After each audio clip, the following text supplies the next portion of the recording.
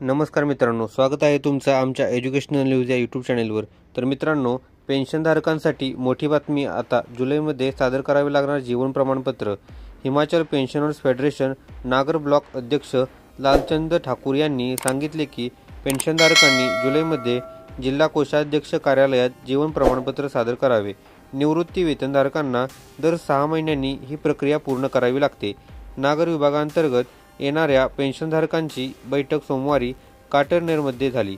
यामध्ये पेन्शनधारकांच्या समस्या व मागण्यांवर चर्चा करण्यात आली। तसेच सर्व पेन्शनधारकांना जीवन प्रमाणपत्रांचे वाटप करण्यात आले।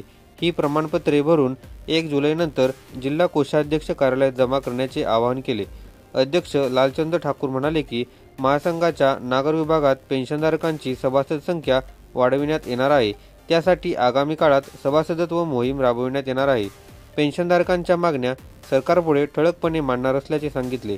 यावेळी वित्त सचिव, सरचिटणीस, वरिष्ठ उपाध्यक्ष तसेच संघटन मंत्री मनोहर लाल आदी उपस्थित होते। तर मित्रांनो, हीच माहिती आपल्याला या व्हिडिओच्या माध्यमातून द्यायची होती। अशाच प्रकारच्या नवनवीन व्हिडिओसाठी आमच्या चॅनलला लगेच सबस्क्राईब करून या व्हिडिओला लाईक आणि शेअर नक्की करा। चला तर मग भेटूयात पुढील व्हिडिओमध्ये। धन्यवाद। जय हिंद, जय महाराष्ट्र।